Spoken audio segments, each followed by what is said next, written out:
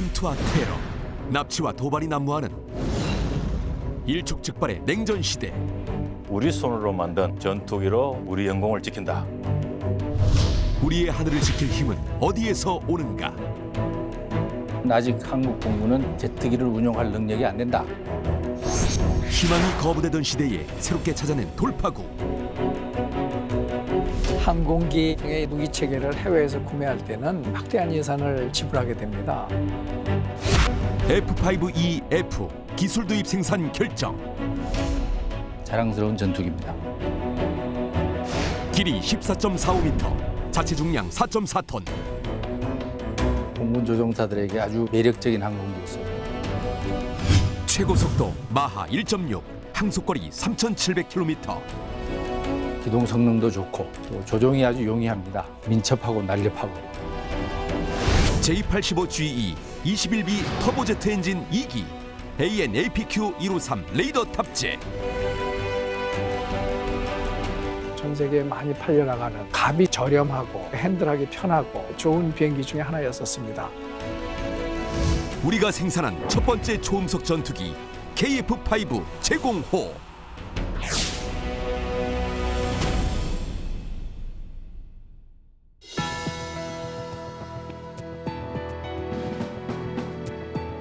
여러분 안녕하십니까? 첨단 국가의 초석, 방위산업의 라미경입니다. 제공호라는 이름을 기억하는 분들이 많으실 텐데요. 1980년대 초 미국의 F-5 전투기를 우리나라가 기술 도입해서 생산한 항공기입니다. 이 제공호 생산은 우리나라 최초의 공군 제트기를 조립 생산했던 사업인 만큼 그 의미가 굉장히 크고요. 그런 만큼 우여곡절이 많았다고 합니다. 이 사업을 성공적으로 이끈 주역들 모시고 생생한 이야기 나누겠습니다. 국가연에서 제3연구개발 본부장을 역임하시며 다양한 항공무기 체계 개발을 이끌어오신 조태환 박사 나오셨습니다. 안녕하십니까, 조태환입니다. 국방부 항공사업단장을 역임하시며 공군 항공기 개발과 전력 강화 사업을 이끌어오신 이진학 장군 나오셨습니다. 안녕하십니까? 이진학입니다. 마지막으로 대한항공의 항공우주사업본부를 이끌며 다양한 공군 무기체계 개발을 주도하신 서상목 사장 함께하시겠습니다. 안녕하십니까. 서상목입니다. 서상목 사장님, 대한항공은 우리나라를 대표하는 항공사로 많이 알려져 있는데요. 그런데 동시에 상당히 중요한 방위 사업체라는 사실을 아는 분들은 그리 많지 않은 것 같습니다. 대한항공이 어떻게 이 방위 산업을 시작을 했고요. 또 그동안 성과가 어떤 것이 있는지 대략적인 설명을 좀 부탁드리겠습니다. 네. 지금부터 45년쯤 전 1974년도부터 회사 내에 타스크팀을 만들어서 준비했습니다. 1975년에 국방부로부터 방위사업체 지정을 받았습니다.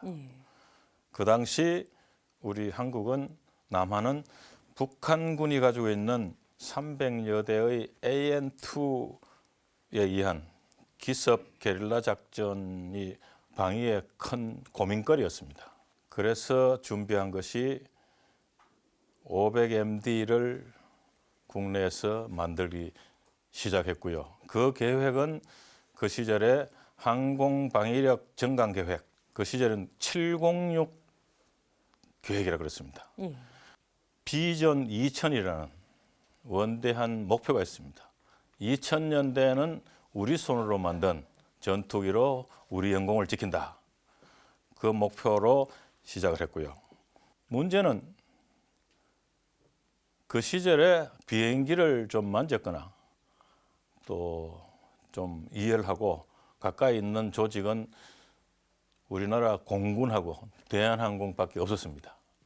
그래서 자연스럽게 대한항공이 항공기 만드는 일, 항공무기 만드는 일을 대한항공이 맡게 됐습니다. 아무것도 없을 때니까 지금 현재 김해공항 옆에 공장이 있습니다만 그 시절에는 거기가 넙지였습니다. 약 25만 평 정도 되는 넙지를 대한항공에 불화를 하고 거기 들어오는 도로 또 산업용 전기 이런 것들을 정부가 지원하고 대한항공은 거기 공장을 짓기 시작했습니다. 지금은 그 김해 공장에 약 6천여 명이 종사하고 있는 대규모 산업 단지로 되어 있습니다. 예, 말씀 잘 들었습니다. 이제 북한의 특수부대가 계속적인 도발 양상을 보이고 또 정부 차원에서는 거기에 대응을 해야 되는 그런 상황에서 대한항공이 자연스럽게 이 방산업체로 또 지정이 되는 과정적인 부분을 좀 알 수 있었는데요. 일진학 장군님, 저희가 이제 80년대 뉴스를 기억하는 분이시라면요, 이 제공호라는 이름을 꽤 많이 이제 들어본 걸로 알고 있는데요. 이제 자세한 내용을 또 알고 있는 분들이 또 의외로 또 많지 않은 것으로 지금 기록이 좀 되어 있습니다. 우선 이제 제공호가 어떤 항공인지 대략적인 설명 부탁드리겠습니다. 말씀하신 대로 제공호는 미국 그 노스롭 F-5E를 우리나라에 들여와 가지고 조립 생산한 국내 최초의 제트 전투기입니다. 1982년부터 86년까지 60여 대가 그 생산돼서 우리 공군에 들어와 가지고 아주 중요한 역할들을 많이 한 그런 자랑스러운 전투기입니다. 제공호는 경량 소형 전투기입니다. 그래서 무장을 많이 못하고요. 무장이라면 미사일이나 폭탄 장착을 많이 못하고 또 연료 장착이 연료를 조금밖에는 장착을 못하기 때문에 또 채공 시간이 짧고 전투 행동 반경이 짧은 그런 단점이 있습니다만은 아주 민첩하고 또 기동성도 좋고 이런 우리나라 같이 즉각 이 대응이 요구되는 이런 전장 환경에서는 아주 요긴하게 쓸 수 있는 그런 전투기였습니다. 예를 들면 전투기 이 비상대기를 3분, 5분, 15분 하고 있는데 세계 최초로 제공호는 3분 비상대기를 했어요. 즉 긴급 발진 명령을 받으면은 3분 만에 이륙할 수 있는 비행기가 제공호입니다. 보통은 5분 대기를 하고 있는데 그 2분 차이가 얼마나 되느냐 하면은 예를 들면은 한 30 내지 40km를 더 멀리서 적기를 요격할 수 있는 겁니다. 2분 동안에. 서울 상공에서 만날 적기를 2분 먼저 뜨면은 동두천에서 요격할 수 있는 그런 효과가 있는 전투기가 제공호입니다. 1986년에 우리나라에 아시안 게임이 있었고 또 88년에 올림픽을 했지 않습니까? 그때는 아주 군사 대비를 높은 단계로 하고 있었습니다. 그래서 24시간 하루 공중 비상대기를 했어요. 에어본 얼라트라고 하는데 그런 아주 긴급한 상황에서 주로 임무를 담당했던 게 우리 제공호입니다. 아주 참 자랑스러운 그런 전투기라고 할 수 있습니다. 예. 공군 전투기 도입사를 말씀드리면은 공군의 역사가 되는데 공군은 1949년 10월 1일 날 창설했습니다. 그때 창설할 당시에 병력은 1,100명이었고 항공기는 L4라고 하는 연락기 한 20대 정도를 가지고 창설을 했어요. 연락기만으로 나라를 지킬 수는 없었다. 공군은 창설 직후 전투기 도입을 시도했지만 미국의 거부로 무산됐고 국민들이 정성을 모아 10대의 군용기를 마련해 건국기라는 이름까지 붙였지만 그나마 전투기가 아닌 훈련기였다. 그렇게 우리 공군이 미처 전투력을 갖추지 못한 상태에서 6.25 전쟁이 발발하고 만다. 훈련기와 연락기로는 전투를 할 수가 없었죠. 그러니까 미 공군에서는 그때 일본에 와 있던 극동공군, 파이스트 에어포스라고 하는 극동공군 산하에 있던 P-51 무스탕 전투기라고 합니다. 이건 2차 대전 말기에 쓰던 프로펠러 전투기입니다. 이 비행기를 미국에서 10대를 줬어요. 긴급히. 제2차 대전의 영웅 P-51 무스탕. 한때 하늘의 캐딜락이라 불리기도 했지만 각국의 공군이 빠르게 제트기 중심으로 재편되어 가던 당시 우리만 프로펠러기에 의존할 순 없었다.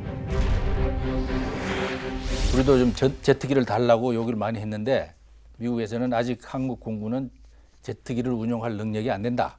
그리고 주지를 않았습니다. 전쟁이 끝난 다음에 이제 F-86이라는 제트기가 있는데 이게 이제 쓸모가 없어졌어요. 그 F-86 100여 대를 우리에게 인도를 했습니다.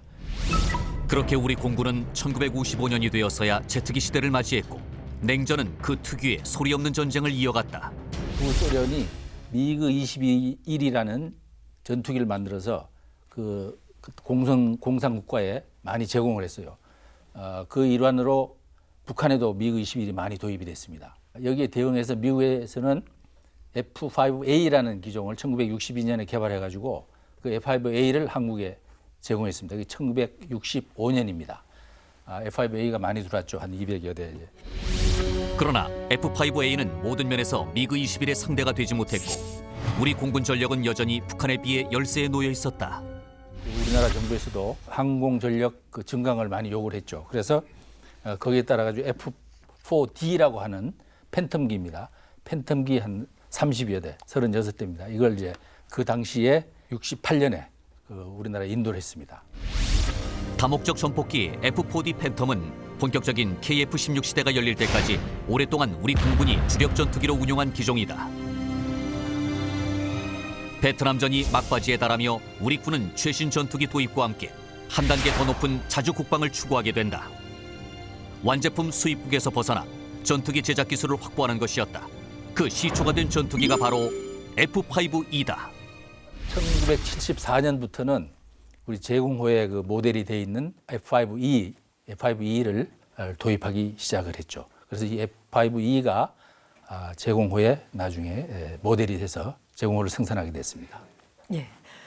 근데 장군님 지금 이제 쭉 듣다 보니까 이제 그 넘버링 F5A 또 네. F5E 네. 이렇게 하는데 그 어떤 저희에서 좀 지정이 되는 건가요? F5A는 초기형이고 예.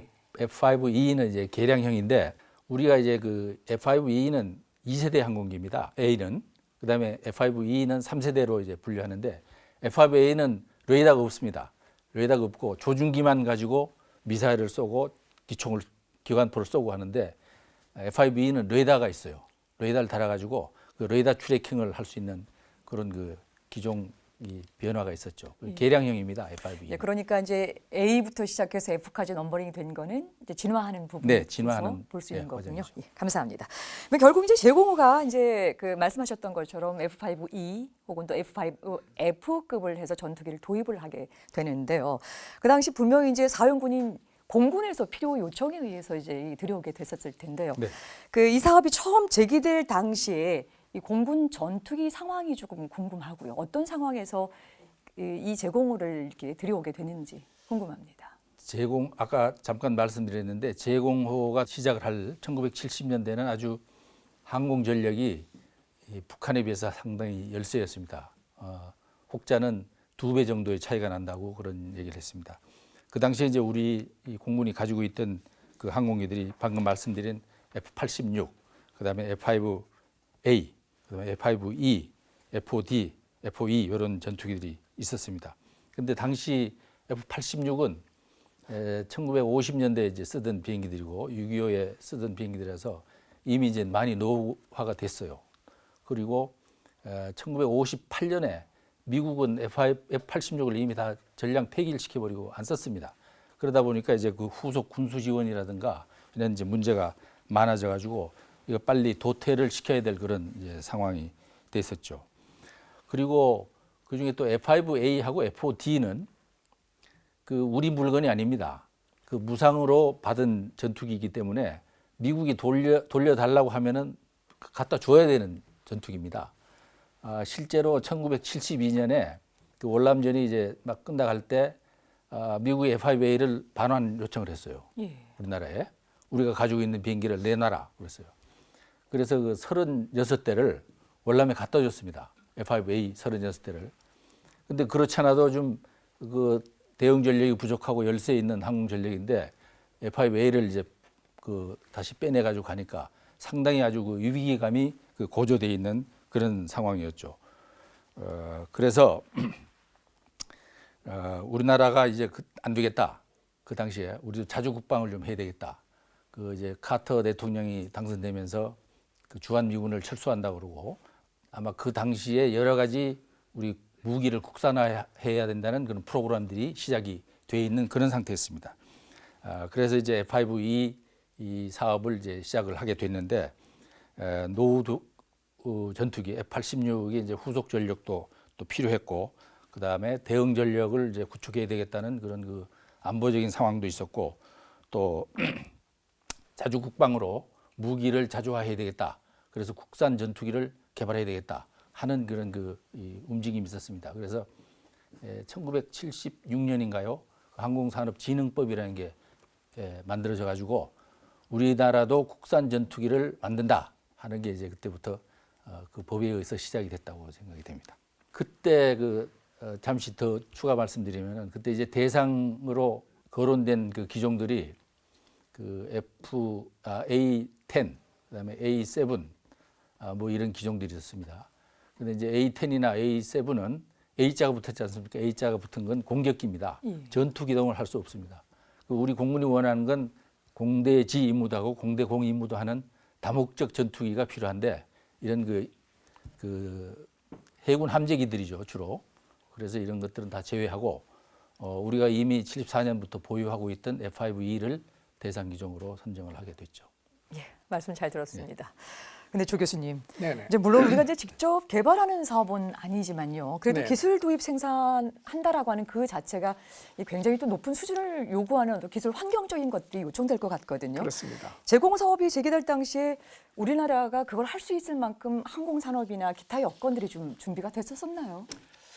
우리나라는 이제 역사적으로 뭐 이 장군님도 다 말씀하셨고 서 사장님도 잠깐 말씀하셨지만 우리나라가 일제 강점기 이후에 6.25라고 하는 아주 비참한 상황을 다 겪고 그러고 나서 전 국토가 아주 초토화되면서 우리나라의 산업다운 산업 거의 없었습니다.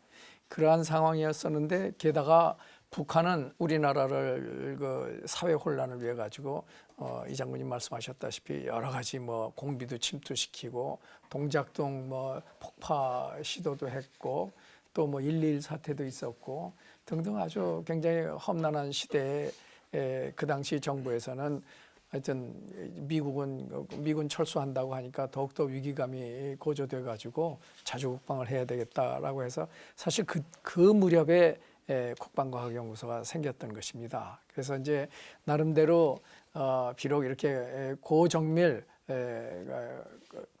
아주 정교한 전투기까지는 우리가 만들 수 없었지만 사람이 타지 않는 유도무기 또는 포탄 이런 것들을 생산하기 시작하면서 비로소 우리나라의 산업계의 체계가 조금씩 잡혀가기 시작을 했었어요. 그런 과정에 이제 전투기에 대한 소요가 있었고 전투기도 자주국방을 해야 되겠다라는 그 정부의 의지가 세워지면서 전투기를 만들려고 하다 보니까 우리나라에서 전투기급의 항공기를 만져본 데라고는 우리 공군하고 대한항공밖에는 사실은 없었던 것이 그 당시의 상황이었었습니다. 그래서 정부에서 큰 투자도 했고 또 대한항공도 그 당시 전혀 능력이 없었던 우리 사회였지만 아주 강요하다시피 해서 조금 아까 서 사장님 말씀하신 대로 뭐 큰 단지 항공 단지도 만들어주고 해서 드디어는 이제 이런 산업이 시작됐는데 그 대한항공 항공우주산업본부라고 하는 것이 생김으로써 500MD라는 비행기도 우리가 조립할 수 있었고 F-5EF도 우리 손으로 조립할 수가 있었고 그 이후로 더 나가서 KT-1이라고 하는 우리 손으로 설계한 비행기도 사실 그러한 그룹들을 중심으로 해가지고 제작할 수 있었고 F-16 더 나가서는 지금은 KF-X라고 하는 차세대 전투기까지 개발하려고 하는 그런 사회를 이끌어가는데 초창기에 큰 역할을 한 것이 사실은 이 F-5 제공호의 국내 조립 생산이었다라고 저는 감히 얘기하고 싶습니다. 예, 말씀 잘 들었습니다. 여러분께서는 지금 첨단 국가의 초석 방위 산업을 시청하고 계십니다.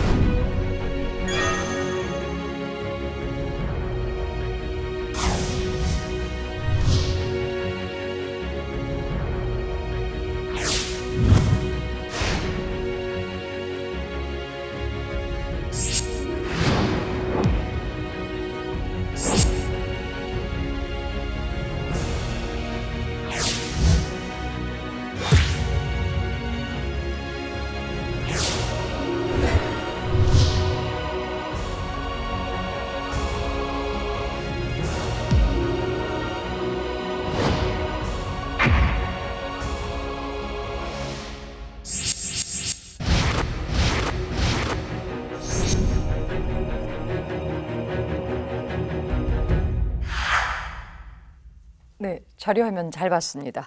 이제 제공 후의 본 모델을 이제 구체적으로 좀 살펴볼까 하는데요. 조 교수님, 네네. F5라는 전투기는 프리덤 파이터라는 별칭을 이제 갖고 있는데요. 네. 구체적으로 어떤 이력과 성능을 가진 전투기인지. 사실 이제 1950년대 주종 미국의 전투기 제트 전투기라고 하는 것은 F-86으로 대별할 수가 있습니다. F-86은 사실 최초로 제트기로서 전투에 참여했던 아주 역사에 남을 만한 훌륭한 비행기였었고요. 그런데 이제 F-86을 운영하고 있던 6.25 전쟁을 통해서 운영하고 있던 미국에서 미군 조종사들의 의견을 들어가지고 그 후속 기종을 만들기 위해서 만든 비행기가 여러 개가 있었는데 그 중에 하나가 F-5입니다. 한국 전쟁의 공중전을 아주 면밀하게 분석한 다음에 경량 고기동 전투기를 만든다라고 하는 목적으로 미국에서 개발을 시작을 했었고 거기에 노스롭이 참여해가지고 개발한 비행기가 사실은 N-156이라는 명칭으로 개발했던 그런 항공기였었습니다. 불행히도 이 N-156이라는 항공기는 해군기를 목적으로 개발했었는데 그 해군기에 대한 그 탑재 계획이 사라져 버렸어요. 그래서 이제 그 개발된 비행기를 쓰지 못하고 있다가 그 다음에 이제 수요로 나온 것이 F-104 등의 전투기와 함께 경쟁을 해가지고 또 노스롭에서 이 경쟁에서 지고 말았습니다. 그래서 좀 실의에 빠져 있었던 단계에 마침 미 공군에서 훈련기 T-33의 후속 훈련기로 훈련기를 요구했었는데 거기에 N-156이라는 항공기를 조금 개조해가지고 미 공군한테 보여준 것이 아주 잘 맞아 들어가서 미 공군에서 T-38이라는 이름으로 훈련기를 개발하게 되었습니다. 이 T-38이라는 훈련기는 최근까지 미 공군에서 훈련기로 쓸 정도로 아주 성능이 좋은 그런 훈련기였었는데 여기에 훈련기는 복좌였습니다. 이 복좌, 두 사람이 타는 훈련기니까. 그런데 이 훈련기를 단좌로 만들어서 개발을 시작한 것이 나중에 성공한 것이 F-5였었어요. 그런데 그 당시 미국에서는 미 공군에서 쓸 생각은 없었고 대신 자기 우방국 중에서도 한 2등급 정도 되는 우방국, 동남아라든가 뭐 유럽에서도 좀 작은 나라들 그런 데다가 전투기를 공급할 그 필요가 있었는데 거기에 약간 급이 떨어지지만 값싸고 핸들하기 좋은 전투기를 생산해야 되겠다라고 하는 필요가 있었고 거기에 이 F-5가 아주 정확하게 들어맞아서 아주 전 세계에 많이 팔려나가는 그러한 항공기가 됐습니다. 그래서 사실 그 F-5AB를 비롯해 가지고 F-5AB는 프리덤 파이터라고 하는데 F-5EF는 이거는 타이거 2라고 이제 명칭이 됐습니다만 두 기종을 합해서 근 4천여 대를 생산할 정도로 아주 성공적인 비행기가 됐습니다. 우리나라에서도 상당히 많은 대수를 운영을 해서 한동안은 우리나라의 주력 전투기 역할을 했었지요. 지금은 뭐 F-16이 주력 전투기지만 퇴역을 했고 그러한 신뢰도도 좋고 엔진이 2개였었기 때문에 그리고 값이 저렴하고 그리고 핸들하기 편하고 그런 아주 좋은 비행기 중에 하나였었습니다. 그러나 아까 이제 이 장군님도 말씀하셨듯이 가볍고 뭐 연료를 조금 싣다 보니까 원거리 작전이 좀 어려웠고 많은 무장을 할 수 없어서 제한된 운영을 할 수밖에 없었던 그런 비행기였습니다. 예, 말씀 잘 들었습니다. 서 사장님, 이제 F-5처럼 훌륭한 전투기를 우리나라에서 이제 생산하는 이제 제공호 사업이 이제 그 의미로 봤었을 때는 뭐 다각적인 측면으로 평가를 좀 해볼 수가 있을 것 같거든요.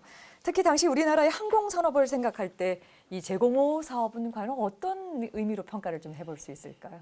우선 제공호 사업을 대한항공이 시작하면서 아까 조 박사님 말씀대로 우리나라 산업 인프라가 너무나 열악해서 인력 양성에 먼저 주로 해야 되겠다. 그래서 대한항공이 1978년도에 최초로 아마 ADD 다음으로 만든 연구소일 겁니다. 항공기술연구소를 만들고요.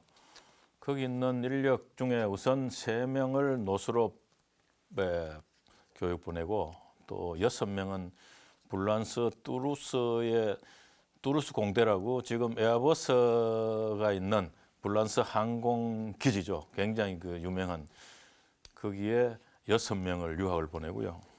동시에 공장에서는 비행기 부품 만들고 조립하고 OJT 교육을 시켜야 되니까 노스롭에 50여 명 보통 한 3개월 내지 6개월 가 있었고요. 또 우리 국내에서 공정 설계라든가 뭐 좀 기술적인 용어입니다만 툴 설계라든가 이런 것들도 아주 미미해서 그 시절에 우리나라 최초의 아마 방산 공장일 겁니다. 그때는 우리 FIC라 그랬는데 지금은 그게 두산 인프라코어가 그 조직을 인수했을 거예요. 거기서 우리 군이 쓰는 M16 자동소총 그걸 최초로 국산 무기로 만들었습니다. 거기에 이제 그 공장은 미국 기술과 미국 자본으로 세운 공장이었는데 거기에 이제 유능하신 분들이 몇 분 계셔가지고 공장 설계라든가 툴 설계라든가 이런 설계 기술들을 방위산업체 분들한테 교육을 많이 시켰습니다. 우리 공장에서도 여러 분이 거기 가서 교육을 받고 왔고요. 물론 뭐 공장을 짓고 그런 것들이 전부 항공산업의 기초가 됐겠죠. 그런 기초 위에서 500MD, 그다음에 F5, EF, 그다음 후속으로 UH-60 이런 것들을 대한항공에서 기술 도입 생산을 쭉 해왔습니다. 그러다가 제공호가 1987년에 사업이 종료가 됩니다. 그러면서 연속적으로 이어지는 사업이 F-16 국내 생산 사업인데 그 사업은 대한항공으로서는 유감스럽습니다만 삼성항공이 가져갔습니다. 그 위에 물량이 없죠. 그래서 개척한 것이 수출 사업입니다. 항공기 부품을 만들고 구조물을 만들고 하는 것들을 이제 수출해야 되겠다 하고 백방으로 노력한 끝에 지금은 수출 규모가 우리 공장에서만 1년에 1조 가량 합니다. 그리고 지금 우리 군이 쓰고 있는 무인기 개발 지금 실전 배치를 하고 있습니다. 그런 것들이 모두 우리 제공호 사업의 덕이겠죠. 오늘날 우리가 이렇게 잘하고 있는 것도 아마 그 시절에 적정한 시기에 그때도 우리 늦었다 그랬어요. 항공사업 시작하는 게. 잘 했던 덕입니다. 모든 무기 체계를 하다 보면은 이제 늦었다고 생각할 때가 나중에 가장 뒤집어 보면 빠르죠. 또 가장 예, 빠른 예. 또 시점이 되기도 했었었는데요. 결국 이제 이 제공호 사업이라고 하는 것이 한국 항공 산업에 있어서 기본적인 인프라를 구축하고 그렇죠. 그 인력을 양성시킬 수 있는 교육을 또 담당했고 또 대한항공도 뭐 업체 자체적으로는 또 굉장히 또 발전할 수 있는 토대를 마련한 것이 또 이 제공호 사업이라고 또 평가를 좀 정리해 보겠습니다. 근데 이제 본격적인 사업이 어떻게 진행되는지 굉장히 좀 궁금한데요. 그 계약 체결 이후부터 시작해서 양산까지 구체적으로 어떻게 진행이 됐습니까? 계약 초기 이게 78년, 9년 뭐 이때인데요. 처음에는 대한항공과 노스롭이 상용 계약을 하고 대한항공의 비행기를 국방부에 납품하는 계약 그런 방향으로 쭉 진행을 하다가 미국 측에서 그러지 말고 미국에서 도입하는 거는 FMS 계약으로 하자. 미 정부 대 우리 정부 사이 하는 군사 물자에 대한 계약입니다. 그걸 하면 몇 가지 이점이 있어요. 예. 군사 물자의 국내 들어왔을 때의 통관, 관세 이런 그런 세무 관계라든가 서류 관계 그런 것도 굉장히 간단해지고요. 그 더 중요한 게 있어요. 미국 기술자들이 한국에 들어와가지고 보통 한 40명 정도 들어와 있었는데 6년 동안에 그 사람들의 한국 내에서의 지위가 많이 다릅니다. 우리 주한 미군 지위하고 거의 비슷하게 비자 필요 없이 들어올 수 있고요.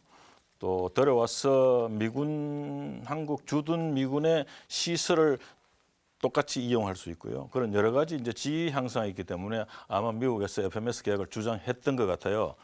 그러니까 기술 도입 계약하고 물자 들어오는 건 FMS 계약으로 가고 기술 교육 계약 안 그러면 또 기술 지원 계약 이런 것들은 이제 대한항공이 맡아서 하게 됐는데 그 시절에 우리 사업 계획 시절에 방산 사업 특히 이제 비행기 만드는 사업은 그 시절에도 만들지 말고 완제기를 사오자 이런 얘기들이 논란이 굉장히 많았습니다. 전체적으로 기업으로 보면 투자가 얼마를 해야 되는 건지, 돈은 남는 건지, 적자를 내는 건지, 또 국산화는 뭘 해야 되는지, 우리 산업 수준에 맞게 해야 되고 또 비용이 그렇게 올라가지 않게 해야 되기 때문에 어디까지 해야 되는지, 또 한국이 얻는 이득은 무엇인지 그런 것들을 토의를 굉장히 오래 했죠. 여러 부처가 뭐 우리 저 국방과학연구원 안 그러면 우리 공군, 국방부, 업계 뭐 굉장히 많은 토론이 있었습니다. 뭐 결국 그런 토론을 통해서 사업이 이제 정의되고 시작을 했던 거니까. 그리고 그 시절은 그런 것들이 대부분 다 처음 하는 거였거든요. 그래서 정부와 민간이 거기 참여하는 사람들이 정말로 신뢰하고 합심해가지고 이루어냈다고 봅니다. 그때 참여했던 공무원이나 우리 대한항공 사람들도 그거에 대해서 자부심을 가지고 있습니다.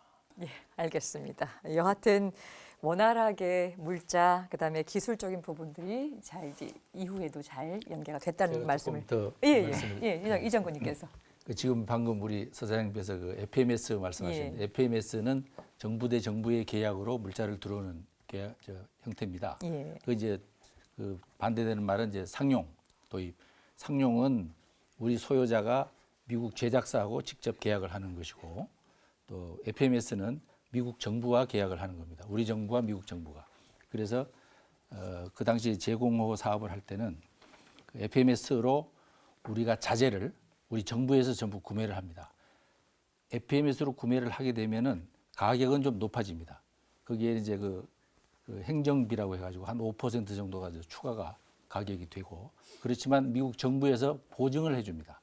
모든 그 품질이라든가 또 생산 시기라든가 그 제공하는 모든 이런 그 절차라든가 이런 것들을 미국 정부에서 이제 그 보증을 해주기 때문에 우리가 그 당시에는 아주 상당히 믿을 수 있는 그런 방법을 택해서 FMS를 택해가지고 우리 공군이 자재를 구매해서 우리 대한항공에 이렇게 갖다 주는 그런 형식으로 그때 진행을 했었죠. 예. 이제 이 FMS가 가격은 조금 비싸도 정부 대 정부이기 때문에 품질 보장 뭐 이런 부분들이 좀 안정적인 측면에 있어서 이제 할 수 있다. 공급이라든가 정리를 좀 하겠습니다. 특히 이제 그 당시 이제 우리 조 교수님께서는 이 사업에 관련돼서 미국의 노스롭 이 항공사에 가서 이 기술 연수를 다녀오셨다고 하는데요.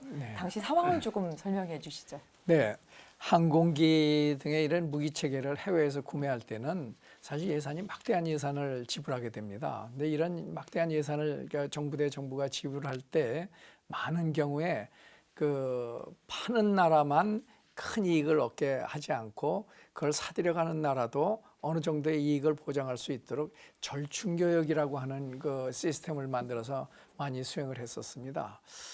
그것의 일환으로 이제 아까 서 사장님도 말씀하셔서 뭐 F5 관련돼서 뭐 미국에 가서 이렇게 여러 사람들이 교육을 받았다던데 그 중에 일환으로 국방과학연구소에다가도 사람을 훈련시켜주겠다.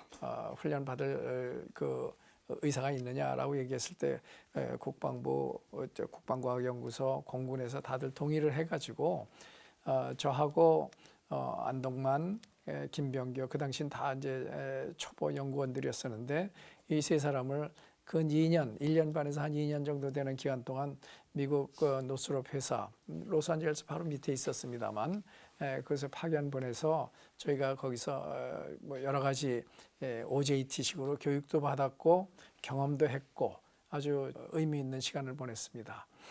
거기서는 특별히 우리를 뭐 이렇게 교육시키겠다라고 해서 교육 프로그램을 한 것이 아니고 아예 그 설계 부서, 엔지니어링 섹션에다가 우리를 배치를 했고 거기에 그 사람들의 사수한 사람들씩을 이렇게 지정을 해서 그 밑에 조수같이 옆에서 앉아서 데이터를 분석을 하면서 무슨 일을 하는지 그리고 그 사람이 나가서 풍동 시험하는 걸 볼 때는 같이 가서 보기도 하고 등등 이런 기간을 한 1년 반 정도 하고 나니까 돌아와서 나중에 우리가 이제 유도 무기라든가 또는 그 추후에 항공기 개발할 때 그때 얻었던 지식과 경험들이 아주 큰 그 지식이 되었던 바탕이 되었던 아주 저희로서는 크게 보람 있는 시간이었었습니다.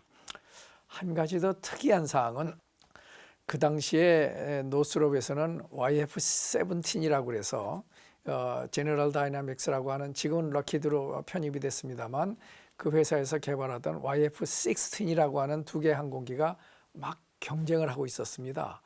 그 당시에 노스롭은 YF-17에 아주 전력을 투구를 했음에도 불구하고 결과적으로 YF-16한테 져가지고 제너럴 다이나믹스라고 하는 회사의 F-16이 우리나라에 나중에는 이제 들어오게 됐지만 그 당시 미국에도 미 공군에 채택이 되게 되는 그러한 상황이었었고, 그렇게 되니까 미국의 그 시스템을 보니까 노스롭에서 근무하던 사람들이 그런 사업을 이렇게 진행을 하다가 그 사업이 다른 회사로 옮겨가게 되면 사람들도 많이 그 회사로 옮겨가는 그런 광경을 목격하는 아주 귀중한 시간이었다고 생각합니다. 이상입니다. 예, 말씀 잘 들었습니다.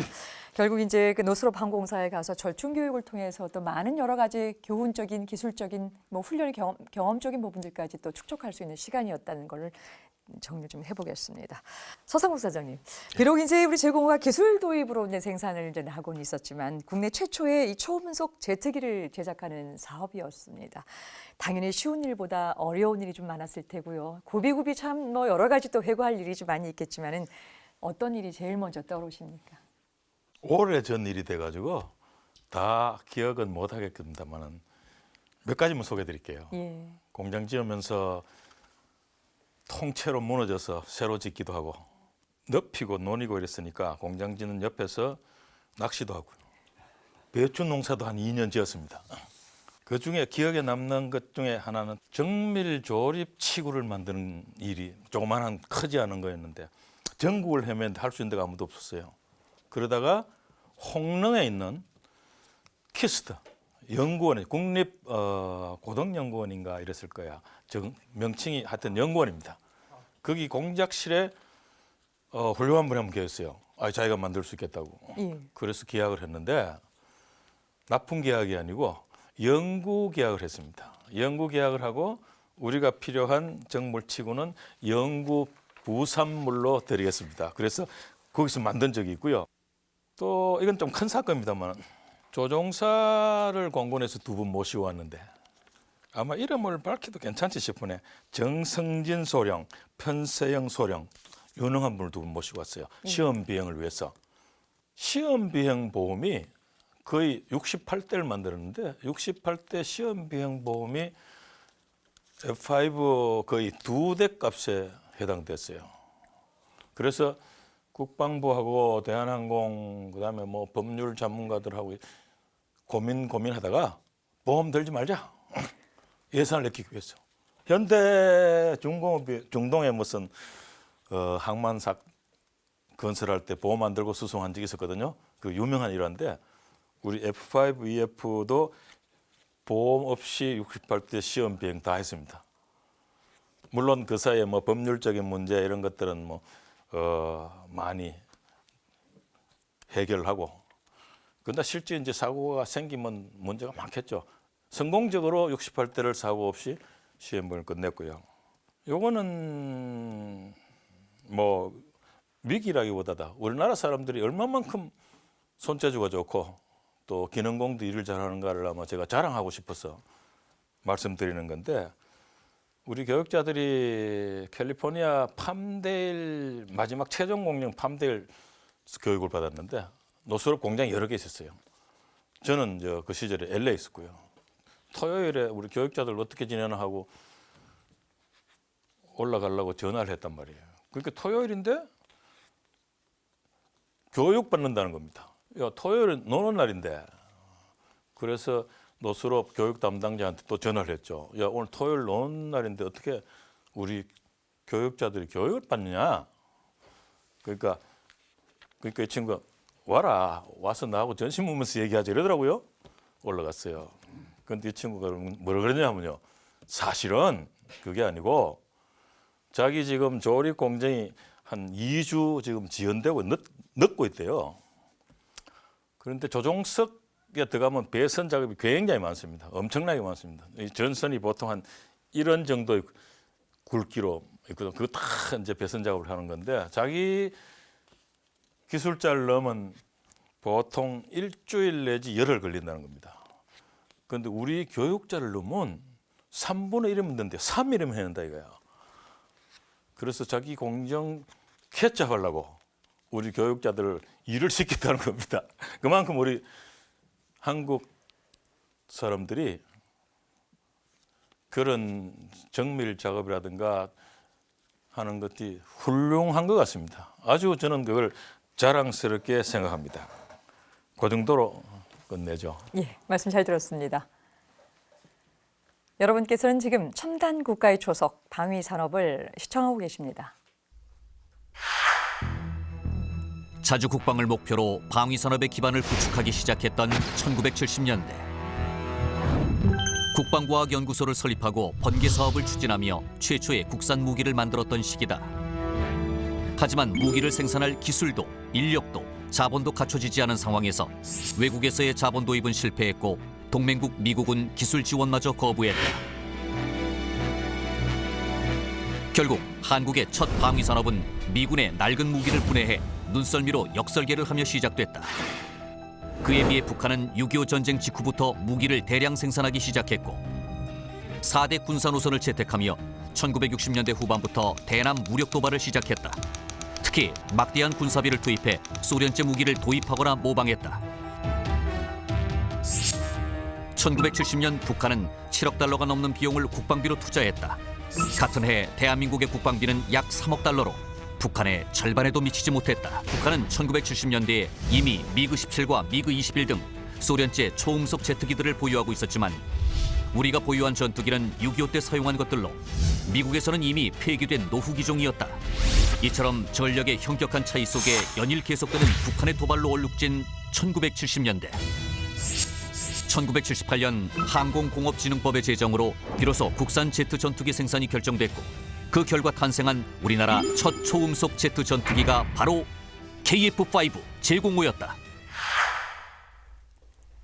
첨단 국가의 초석 방위 산업. 오늘은 최초의 공군 제트기 제공호에 대해서 알아보고 있습니다. 이 장군님, 네. 우리나라에서 이제 생산된 제공호를 이제 직접 조종해 보셨다고 말씀을 들었는데요. 이제 항공기에 대한 평가는 역시 조종을 해본 조종사 분들이 이제 제일 정확할 걸로 알고 있는데, 이제 직접 조종해 보신 제공호의 성능이 어땠는지 궁금하거든요. 이제 그 당시 미국의 그 노스롭이 제작한 F5와 비교했었을 때 어떻습니까? 네, 그 80년대 제공호가 나왔을 때 우리 공군 조종사들에게 아주 매력적인 항공기였어요. 그 기동 성능도 좋고 또 조종이 아주 용이합니다. 그리고 민첩하고 날렵하고 아주 저도 그 타 보면은 공중에서 제공호에 앉아 있으면은 흡사 그 아주 성능 좋은 승용차에 앉아 있는 것 같은 그런 그 감을 느꼈어요. 아주 대한항공에서 좋은 항공기를 조립해줘서 우리 그 중요한 임무도 하고 조종사들도 아주 좋아했어요. 이와 관련돼 가지고 그 차이점은 노스롭 F5E하고 우리 제공호는 거의 그 유사한 그 성능을 가지고 있습니다. 그런데 우리 대한항공 제공호는 기수 부분, 어떤 기체 일부를 좀 개량해 가지고 그 안정성이나 그 선회 성능이 훨씬 좋아졌고 또 중요한 것은 레이더를 훨씬 좋은 성능의 레이더를 바꿔줘 가지고 원거리에서 적을 추적하고 또 무장을 발사할 수 있는 그런 그 레이더 성능도 더 좋은 걸 장착하는 그런 그 비행기였어요. 이 F5E 제공호와 관련되는 얘기를 제가 조금 더 하면은 1974년부터 아까 F5E를 그 미공군에서 이제 도입을 했는데 이때는 우리가 그 돈을 주고 사온 전력 증강 사업이었습니다. F5E를. 근데 이 특이사항은 뭐냐면은 지금까지 미국에서 전투기를 어디 도입하거나 다른 나라에 팔 때 조종하는 기술만 가르쳐주고 그 항공기를 어떻게 싸우라는 전술은 공개를 안 합니다. 그 비밀이에요. 전술이니까 비밀일 수밖에 없죠. 예. 공중 전술을. 그런데 F5E를 우리가 도입할 때는 우리 조종사를 미군군에 파견을 해가지고 전술 습득을 했습니다. FIB는 이렇게 싸우면은 좋다. 그리고 거기에 관련되는 전술 교범도 우리한테 그 공개를 하고 그거 가지고 왔어요. 그래서 그 전에는 무슨 전술이랄 것이 별로 없었는데 우리 F5E를 도입하면서 본격적으로 전술 기동을 할 수 있는 그런 계기가 됐습니다. 이런 그 전술 기동은 우리 1970년대 이제 월남전이 끝나면서 아까 그 6.25 전쟁 후에 그 썸마리가 있었듯이 월남전 후에도 이제 썸마리를 했어요. 해가지고 많은 전술 변화가 있었습니다. 전술을 다시 바꾸고 공격 전술, 기동 전술 바꾸고 교리를 새로 만들었어요. 그런 만드는 전술과 교리를 가르치는 그 전술 학교를 그 미국 내에 설치를 했습니다. 그 미 해군에서는 우리가 잘 아는 탑간 스쿨이라는 게 그거고 미 공군은 레드 프래그라는 그 교육 과정을 만들었어요. 그래가지고 그때부터 이제 그 조종사들에게 새로 개발된 전술과 교범 교육을 이제 시키기 시작했는데 1979년에 아주 행운이죠. 우리 조종사들도 그 레드 프래그 훈련에 참가를 했습니다. 참가해가지고 그 미국 조종사들하고 같이 이제 그 전술 훈련을 하고 그 사람들이 돌아와서 우리나라에도 그 비슷한 우리 조종사한테도 이 교육을 시켜야 되겠다. 그래서 비슷한 그 훈련 과정을 만들었습니다. 6명의 조종사가 전술개발 훈련 본부라는 걸 만들어가지고 지금 하고 있습니다.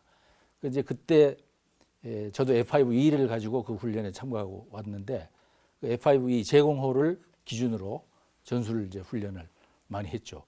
그 덕에 그 후에 아까 말씀드린 여러 가지 이제 작전이라든가 임무를 우리가 할 수 있었다. 그렇게 말씀드릴 수 있습니다. 예. 그래서 아주 그 F5E는 또 제공호는 우리 공군의 전술 기반을 닦는 아주 기초의 전투기였습니다. 아주 자랑스러운 그 과거입니다. 근데 장군님 제가 지금 하나 궁금한 게요. 네. 이전에 우리가 이렇게 제작을 한다든가 이게 그 뭐 절충 교육을 통해서 이렇게 들어올 때도요.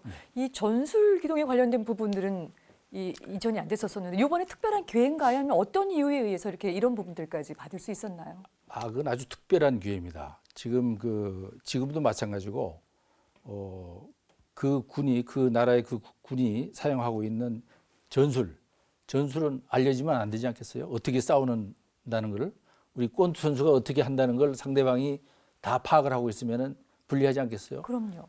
공개를 안 합니다. 그건 비밀로 하고. 그런데 아주 우연이 아니겠죠. 1974년도 F5E를 도입할 때는 그런 기회가 있었습니다. 그리고 또 레드 프래그 훈련에도 우리 참가를 하는 그런 기회가 있었죠. 아주 좋은 기회였습니다. 너무 특별한 기회였기 때문에 제가 다시 한번 질문 한번 드려봤습니다. 이제 제공호 사업의 의미를 이제 마지막으로 좀 한번 정리를 좀 해보고자 하는데요. 이제 우리의 국가 안보 또 공군 항공기 개발 더 나아가서 한국의 방위 산업에 있어서의 이 제공호 사업이 어떤 의미를 주고 있는지 또 어떻게 평가할 수 있는지를 오늘 귀하게 모신 세 분들께 말씀 들으면서 마무리하겠습니다. 먼저 우리 서상목 사장께서 시작해 주시죠. 감사합니다. 우리 대한항공은 항공사였고 물론 뭐 제가 거기 몸담고 있습니다만 대한항공뿐 아니라 저를 포함한 우리 종사원들 다 함께 방위산업 일익을 담당해서 한국을 지켰다는 자부심과 또 회사로서는 운송회사에서 제조 사업에 진출을 하면서 항공기 정비, 항공기 개조, 항공기 제조, 부품 수출까지 소위 종합 항공기 회사가 되었다는 그만큼 성장했다는 아주 뜻깊은 사업입니다. 예, 고맙습니다. 이번에는 이 장군님께서. 방금 전에 말씀드렸지만 그 제공호라는 그 아주 매력적인 전투기를 우리 조종사에게 선물을 해준 그런 사업이었다 이렇게 생각이 됩니다. 그래서 상당히 그 불확실했던 그 70년대, 80년대 안보 상황에 아주 효과적으로 잘 대응할 수 있는 그런 공군 전력이 됐습니다. 아까도 말씀드렸지만은 우리 최고의 그 경계 태세가 그 유지를 하고 그걸 실행을 하고 있던 86년 아시안게임, 88년 서울올림픽 이럴 때 아주 중요한 역할을 담당을 해줬죠. 아주 공군으로 보면은 그 제0호 사업은 성공적인 전력 증강 사업이었다 이렇게 좀 말씀드리고 싶습니다. 예, 고맙습니다. 마지막으로 조태원 교수께서. 네네. 저는 이제 기술적인 측면에서 잠깐 회고를 해볼까 합니다. 사실 그 이전까지 그 제공호라고 하는 것이 우리나라 칼에서 대한항공에서 제작을 해서 우리한테 납품을 하고 하는 그런 경험을 하기 이전까지의 우리나라의 산업 수준은 사실 참 극히 바닥 수준이었었다라고 생각해도 크게 틀림이 없는 그런 상황이었었고요. 그런 상황에서 비행기를 개발하면서 이 과제가 선진국에서 운영을 하고 있는 고정밀 전투기급의 항공기를 우리도 부품을 제작을 하고 그리고 조립을 하고 그리고 검사를 하고 시험을 할 수 있는 처음으로 얻어진 아주 귀한 산업계의 경험이었었다고 생각을 합니다. 그 당시를 돌아보면 한동안도 그랬습니다만 우리나라에서 가장 정밀한 측정을 할 수 있는 곳이 우리 공군의 80일 수리창밖에 없었습니다. 그래서 그 당시에 어떠한 그 정밀 장비에 대한 측정하는 장비를 튜닝을 하겠다, 표준화시키겠다고 하면 전부 다 그 장비를 각 회사에서 80일 수리창의 PME실이라고 하는 곳에 가서 튜닝을 해서 표준화시켜서 가지고 나가는 그런 수준이었었는데 지금이야 뭐 전 세계적인 수준이 돼가지고 제작, 검사, 운영, 시험 모든 것들이 아주 전 세계 탑 클래스가 됐습니다만 그 당시엔 그 정도밖에 사실은 안 됐었던 것이 사실이었습니다.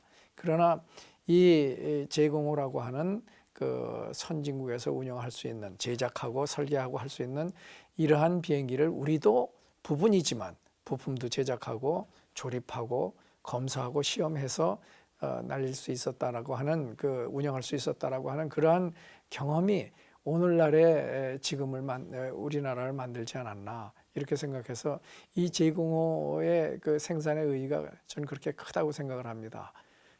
아까도 잠깐 말씀드렸듯이 뭐 500MD, F-16, 뭐 다른 비행기도 다 우리가 추진했지만 KT-1, T-50 전부 다 우리가 설계해서 개발해가지고 해외에 수출할 수 있을 정도까지 올라간 것은 바로 이때 띄었던 첫걸음 제0호가 그 첫 단추를 띄지 않았나 싶어서 아주 큰 의미를 둔다고 이렇게 생각을 합니다. 예, 오늘 세 분 말씀 정말 고맙습니다. 오늘 제0호 사업에 관련된 이야기를 쭉 나누면서 우리의 힘으로 우리의 하늘을 지켜나가기 위해서 정말 많은 사람들이 노력을 하고 있구나라고 하는 것을 새삼 깨닫습니다. 첨단 국가의 초석 방위산업. 저는 다음 시간에 또 다른 전투기 사업 갖고 찾아뵙겠습니다. 시청해 주셔서 고맙습니다.